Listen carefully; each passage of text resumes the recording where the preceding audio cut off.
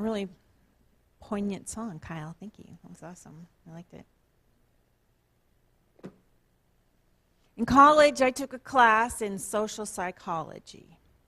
And I thought, wow, this is going to be my thing, because I was impressed. Social psychology is the study of how the presence of people can affect one's individual's behaviors, thoughts, and feelings. And one of the methodologies is to ask a whole bunch of people what they think or how they experience things. So I thought that was some kind of truth, that asking a lot of people and finding out what most people were experiencing was one way of understanding myself. I really liked that when I was in college. I found it comforting, and it was part of the seed of community in my life, that community became important to me, that understanding other people would help me understand myself and vice versa. Well, understanding has always been a value for me, and I think in college was when I first learned that other people actually were like me, that I wasn't this strange, aberrant creature that nobody could understand. Why I love Brené Brown. Brené Brown is a social psychologist. She says she is a qualitative, grounded theory researcher, which means that she and people who are grounded theory researchers develop theories based on people's lived experiences. So they ask a question, and they develop the theories based on the answers, and then the answers lead them to more research. It's not as if they try not to start out with an idea. They start out with, well, what's important to you, kind of thing, in the subject of relationships and so on, or belonging, something like that, and then they start forming some theories. But first they get a lot of data, and they get data from asking people and from observing people. Right? So asking and observing and data from people reporting down the line, not just what you think, but after you've experienced something, how that is. So I value that. Brené Brown also says this awesome thing about spirituality. Spirituality is recognizing and celebrating that we are all inextricably connected to each other by a power greater than all of us. Okay? And our connection to that power and to one another is grounded in love and compassion. Love and compassion. Inextricably connected. That's what spirituality is. It certainly is here, I believe. I have some stories from some real people she researched. And I have a little bit of a mini story from my family vacation.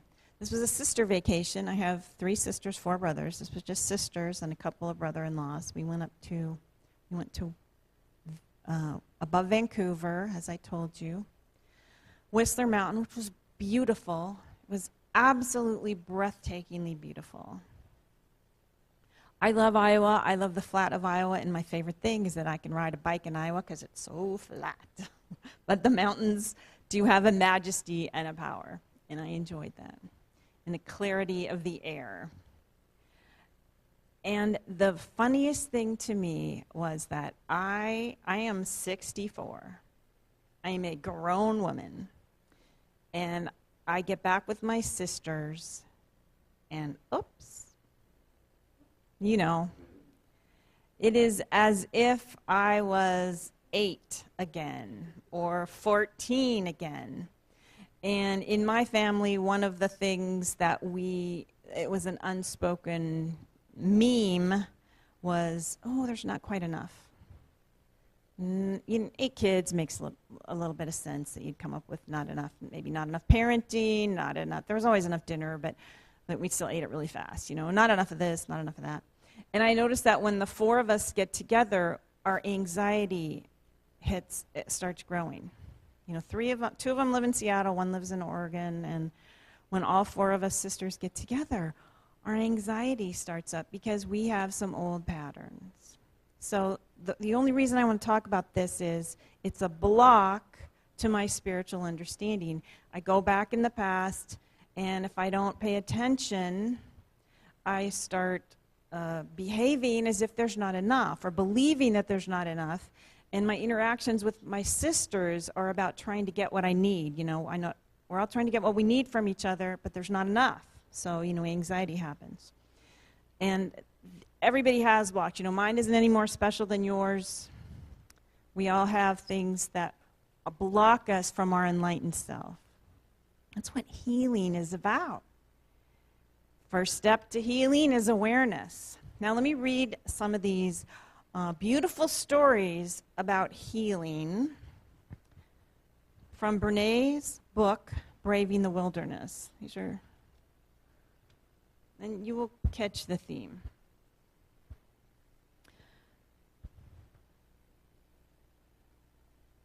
This is about healing the thought, I can hate large groups of strangers because the members of those groups who I happen to know and like are rare exceptions. So these are from 3 actual people. The political rhetoric, Democrats are such losers. Your experience as a lifelong conservative, this sounds about right. But what about your closest friend at work, the one who drove you to the hospital when you got the call that your husband had a heart attack at the gym and was being rushed to the ER? The one who sat with you in the CICU and then raced to pick up your kids from school and take them to her house? The one who helped you plan the funeral and shouldered your workload while you were out? She's not a loser. In fact, you love her, and she's a Democrat. The political rhetoric. Republicans are selfish assholes. It's in print. Your experience, you totally agree, except for your son-in-law, who is a loving and wonderful husband to your son and the most amazing father to your granddaughter. Thank God he's in the family. Even more than your son, he's the one who sends you and your wife all of the cute pictures and keeps you connected to your sweet granddaughter. He's not selfish, he's not an asshole, and he's a Republican. The political rhetoric. Anti-abortion activists are hypocrites and closed-minded fundamentalists. Your experience as a feminist activist, you couldn't agree more, except for that great teacher you had in your Catholic high school. She had more integrity than anyone you know, and she constantly encouraged you to think critically about tough issues, even when it meant disagreeing with her. She's actually the one who taught you how to be an effective activist. She's not a hypocrite or closed-minded, and she's pro-life. Let's look at healing the divide. I hope that nobody ever asks me again, is it okay if I come to this church? I'm a Republican.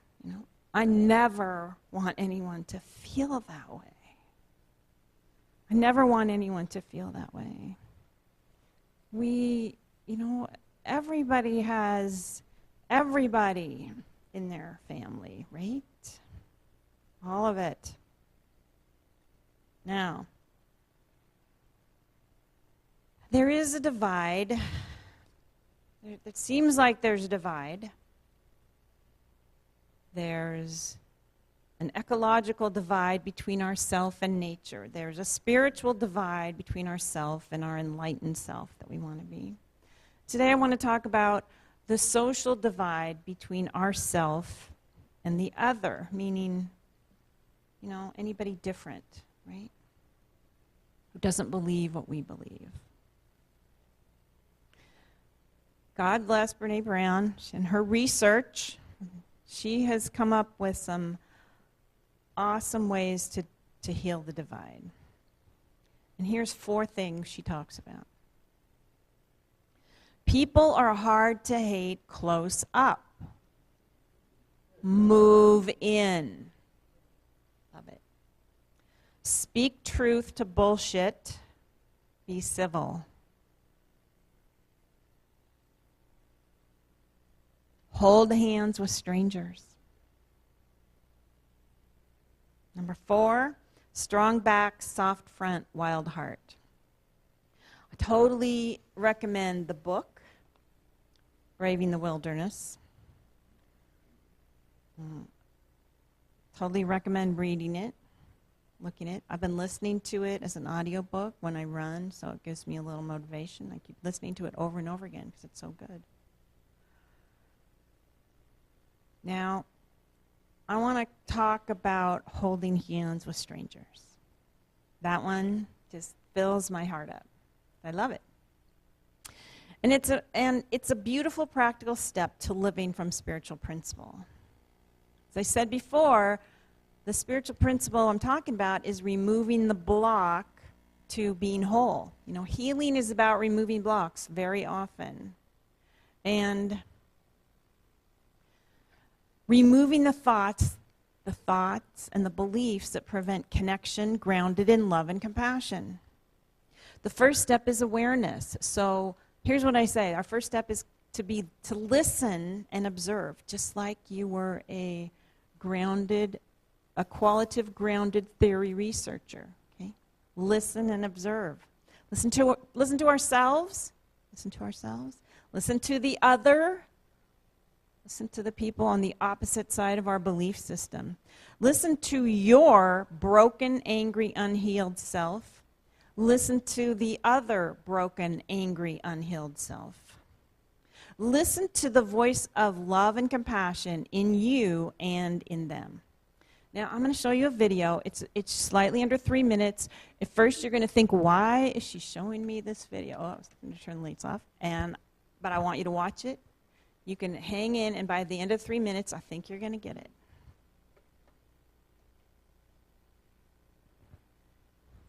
You are part of Liverpool Football Club. You'll never walk alone.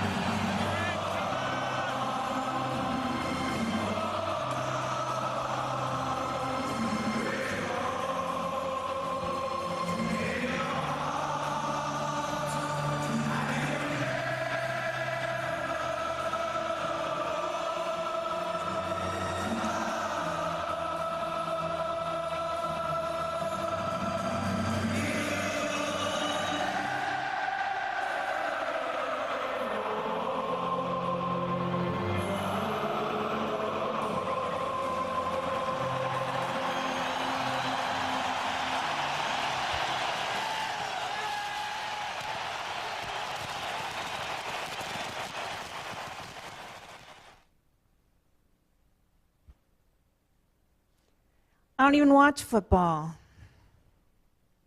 But my heart swells because it's part of who we are, hanging out together, holding hands with strangers, singing a song together.